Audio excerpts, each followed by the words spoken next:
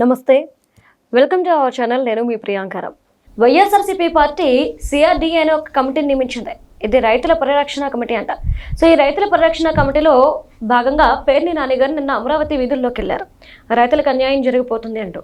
So రైతులందరూ కూడా ఆయనకి చాలా మంచి సన్మానం చేశారు. మరి రేపు వైఎస్ఆర్సీపీ పార్టీ నుండి మరొకసారి వెళ్ళబోతున్నారంట. మరి ఈసారి ఎవరు వెళ్ళబోతున్నారు, మరి వాళ్ళకి ఎలాంటి సన్మానం చేయబోతున్నారు రైతులు అనేది తెలుసుకుందాం. మరి పేర్ని నాని గారికి జరిగిన సన్మానం ఏంటి అనేది కూడా తెలుసుకుందాం. మనతో పాటు ప్రముఖ పొలిటికల్ అనలిస్ట్ అంకంరావు గారు ఉన్నారు, ఆయనతో మాట్లాడదాం. నమస్కారం సార్. నమస్తే సార్, పేర్ని నాని గారికి అంటే రైతుల నుండి ఇలాంటి యొక్క సన్మానం జరుగుతుందని ఎవరు ఊహించుండ్రు. అసలు ఇలా రియాక్ట్ అవుతారని కూడా ఎవరు అనలేదు. పోలీసులు రియాక్ట్ అవుతారు అనుకున్నారు, కానీ అంతకంటే ముందు రైతులు రియాక్ట్ అయ్యారు. మరి రేపు కూడా వాళ్ళు వెళ్ళాలనుకుంటున్నారంట. ఇదే స్వాగతం ఉంటుందా?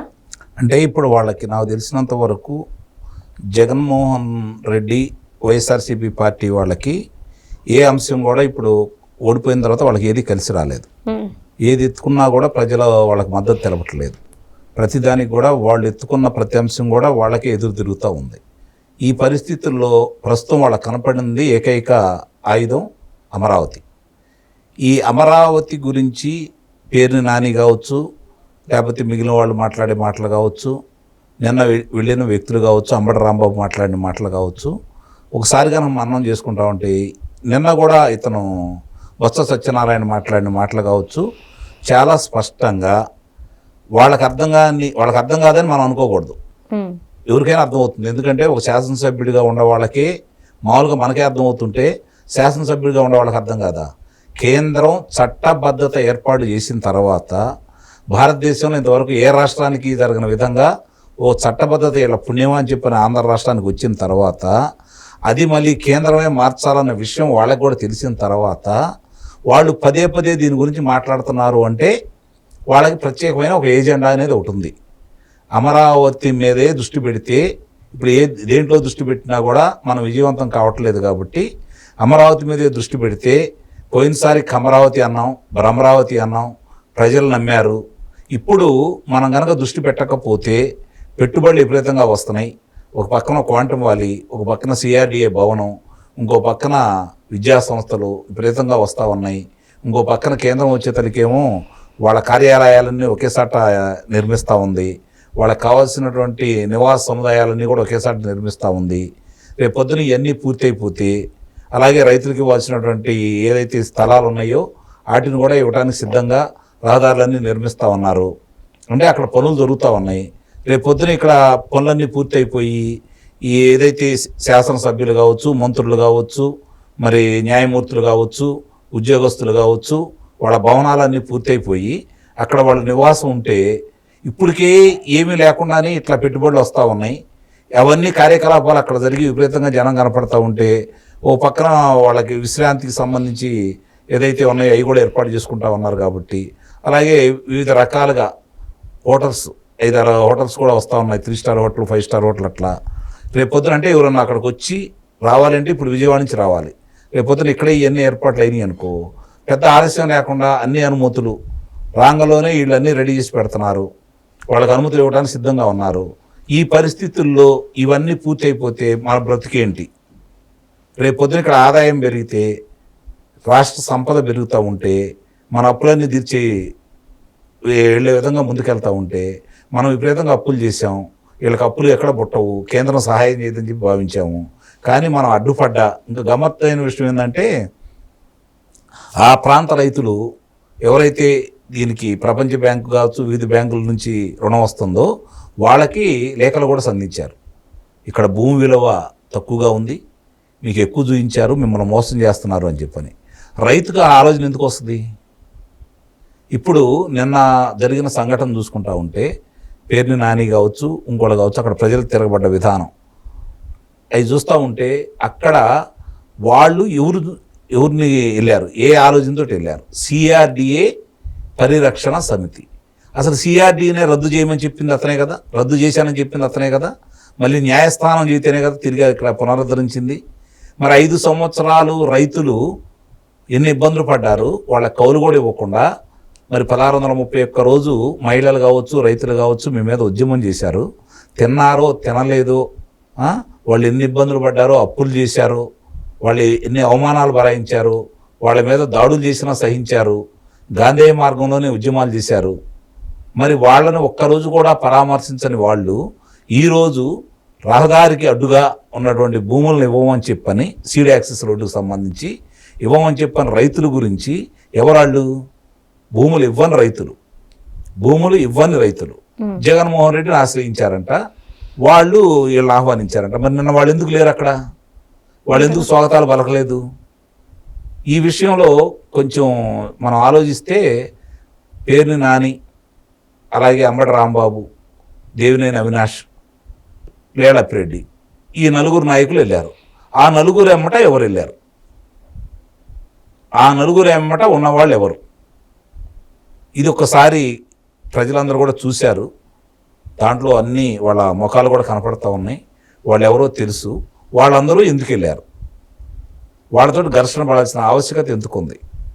పోలీసులు చెప్పినా కూడా వినకుండా ఎగబడితే వాళ్ళు చూస్తా కూర్చుంటారా? ఇప్పుడు దాకా అహింసా మార్గంలో ఉండేవాళ్ళు, ఇన్ని నరకయాతనలు అనుభవించిన వాళ్ళు, స్త్రీలన్నీ కూడా చూడకుండా వాళ్ళ నానా యాతలు పెట్టిన వాళ్ళు, జుట్టుబట్టి లాగిన వాళ్ళు, చీరలు పట్టుకొని లాగిన వాళ్ళు, గర్భిణీ స్త్రీని పొత్తి కడుపులో తన్నిన వాళ్ళు, ఇన్ని బరాయించిన వాళ్ళు ఈరోజు ఈ కూటమి ప్రభుత్వం వచ్చిన తర్వాత పనులు జరుగుతూ ఉంటే వాళ్ళ బాధలు తీరుతున్నాయి. ఆంధ్ర రాష్ట్రం కోసం 5,50,00,000 మంది కోసం రాజధాని ఏర్పాటు జరుగుతూ ఉంటే దాంట్లో ఒక ప్రాంతానికి అంటగట్టితే రైతుల గురించి మాట్లాడుతూ ఉన్నారు. ఈ రైతులు అంతకుముందు ఏమన్నారు? కమరావతి, భ్రమరావతి అన్నారు. మరి ఈ రెడ్లు ఎక్కడి నుంచి పుట్టుకొచ్చారు? ఎక్కడి నుంచి వచ్చారు వీళ్ళు? ఏ విధంగా వచ్చారు? ఎందుకు భూములు ఇవ్వలేదు? అమరావతి కోసం అయితే భూములు ఎందుకు ఇవ్వలేదు? సార్ అక్కడికి వచ్చింది మీరు ఇందాక అన్నారు రైతులు అన్నారు, కానీ వైసీపీ వాళ్ళు ఏమంటున్నారు? వాళ్ళు రైతులు కాదు, టీడీపీ గూండాలు, అందుకే మాపై రాళ్ల దాడి చేశారు, అక్కడికి అసలైన రైతులు రాలేదు అన్నారు. ఇప్పుడు వాళ్ళు చూపిస్తున్నారు మీ ఎమ్మటొండ గూండాల గురించి, వాళ్ళు చూపిస్తున్నారు. ప్రభుత్వం కావచ్చు, లేకపోతే మీరు అన్నట్టు పార్టీ వాళ్ళు కావచ్చు. ఆ ప్రాంతంలో ఉన్నవాళ్ళు కాక మీలాగా బయట నుంచి వచ్చిన వాళ్ళని ఒక్కళ్ళని చూపించండి. అక్కడ మీలాగా బయట నుంచి తీసుకొచ్చిన వాళ్ళని ఒక్కళ్ళని చూపించండి. వాళ్ళు అక్కడ వాళ్ళు తెలుగుదేశం వాళ్ళు అయితే ఏంటి, జనసేన వాళ్ళు అయితే ఏంటి, భారతీయ జనతా పార్టీ వాళ్ళు అయితే ఏంటి, అమరావతికి భూములు ఇచ్చిన రైతులు అవునా కాదా? ఇది చెప్పండి ముందు. రేపు పొద్దున వస్తామంటే వాళ్ళకి అక్కడ ఘర్షణ జరగాలి, అది మొత్తానికి తెలియాలి, పెట్టుబడులు రాకుండా ఉండాలి, ఎవరు ఆ ప్రాంతంలో రాకూడదు, పనులు విపరీతంగా జరుగుతున్నాయి కాబట్టి, మనం అబద్ధం చెబుతున్నాం కాబట్టి, అసలు అక్కడ పనులే జరగట్లేదు అన్న మీకు ఈరోజు అక్కడ మాట్లాడే హక్కు ఎలా ఉంటుంది? పనులు జరగలేదని మీరే చెబుతున్నారు కదా. మరి ఆ పనులు రైతులకు న్యాయం జరగట్లేదని మీరు ఎవరైనా సరే ఒక్క రైతుకు న్యాయం చేశారా? ఏ రైతుకైనా సరే న్యాయస్థానానికి వెళ్లకుండా మీరు వాళ్ళకి కౌలు చెల్లించారా? ఈరోజు మాట్లాడే నైతిక హక్కు మీకు ఎక్కడుంది? అన్ని రోజులు వాడు ఉద్యమం చేస్తే ఒక్క రైతునైనా పరామర్శించారా? 272 మంది అసువులు బాసారే, ఎవరినైనా పరామర్శించారా? కనీసం ట్విట్టర్లో వాళ్ళకి సానుభూతి చెప్పారా?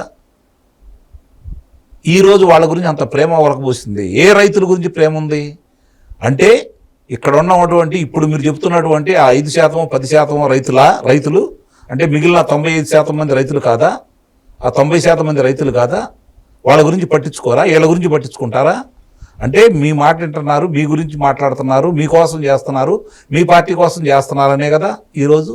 అంటే వైసీపీ పార్టీ తరఫున మాట్లాడారని అధికారులు వాళ్ళ పొలాల్లోకి నీరు పెట్టారు, ఇది తప్పు అని ప్రశ్న. నీరు పెట్టారు, అక్కడ కళ్ళ ముందు కనపడతా ఉన్నాయి. నీరు ఎక్కడ పెట్టారు ఏంటి మీరు ఎందుకు చూపించట్లేదు? నీరు ఎక్కడ పెట్టారు? పనులు జరుగుతూ ఉన్నాయి. ఆ పనులు జరిగేటప్పుడు రహదారులు కావచ్చు, మిగిలిన పనులు జరిగేటప్పుడు గోతులు తీయడం అనేది సాధ్యమే కదా. ఖచ్చితంగా తీయాలి. పనులు చేస్తున్నారు కదా. ఆ పక్కన మీ పొలం ఉండి మీరు ఇవ్వకపోతే వాళ్ళు ఏమంటున్నారు? ఇవాళ సీడ్ యాక్సెస్ రోడ్డుకి మేము భూములు ఇస్తాం అడ్డం ఉన్నాయి, కానీ పక్కన ఉండే ఇవ్వమంటున్నారు. అంతవరకే ఇస్తారంట. అంటే ఆ ఎకరంలో 10 సెంటు పోతే 10 సెంటు ఇస్తారు, 20 సెంటు పోతే 20 సెంటు ఇస్తారు, మిగిలిన అట్టు పెట్టుకుంటారు. అంటే రేపు పొద్దున ఏదైనా నిర్మాణాలు జరగాలంటే, దాన్ని ఏదన్నా విస్తరించాలి అంటే అప్పుడు అడ్డుపడేది కూడా వీళ్ళే కదా. అందుకే ప్రభుత్వం ముందు చూపుతోటి వాళ్ళకి నష్టపరిహారం కింద ఏదైతే ఇప్పుడు అమరావతి రైతులకు ఇస్తున్నారో ఆ విధంగా, అంటే వాళ్ళకి దానికంటే కొంచెం విలువైన భూములు అయితే దాని గురించి మాట్లాడుకొని మాకి కొంచెం అదనంగా ఇవ్వండి అని చెప్పంటే అది ప్రభుత్వం కూడా సముఖంగానే ఉంది కదా. దాని గురించి మాట్లాడకుండా అడ్డుపడాలని మాత్రమే ప్రయత్నిస్తున్నారు. అసలు వీళ్ళకి అమరావతి మీద ప్రేమ ఏంటి? నిన్న కూడా మాట్లాడారు కదా బొత్స సత్యనారాయణ, రేపు కూడా వెళ్తాను. రేపు కూడా వెళ్తాం. ఎలాని చూద్దాం అక్కడ ఏం జరుగుతుందో, ఎలా జరుగుతుందో. ఎందుకంటే ఒక సహనానికి ఒక హద్దు అంటూ ఉంటుంది. కాదు ఇక్కడ ప్రభుత్వాన్ని కూడా దృష్టిలో పెట్టుకోవాలి. ప్రభుత్వం వాళ్ళు వస్తామని చెప్పి మాటిస్తున్నారు, వాళ్ళు వస్తామంటున్నారు. ఇక్కడ రానికుండా చూసుకోవాల్సిన బాధ్యత ప్రభుత్వాన్ని. వాళ్ళు కూడా కోరుకుంటుంది అదే కదా సార్, అలా వాళ్ళు అడ్డుపడితేనే శాంతి భద్రతలు లేవు. కాదు నన్ను పూర్తిగా చెప్పను. ఇట్లా వాళ్ళని ఆపాలి, వచ్చే మంది మార్గాలను ఆపాలి. ఎవరైతే నాయకులు ఉన్నారో, 5 ఉన్నారో 10 మంది ఉన్నారో, ఆ 10 మందిని పోలీసుల రక్షణతోటి వాళ్ళు ఎక్కడికైతే తీసుకెళ్లాలనుకుంటున్నారో అక్కడ తీసుకెళ్ళండి. రైతులను ఒప్పించండి, వీళ్ళని ఆపండి. రౌడీలు ఎందుకు వాళ్ళ వెనకమాల? రౌడీలు వస్తే మీరు చేయాల్సిన పని మీరు చేసేయండి. Right. Thank you so much sir.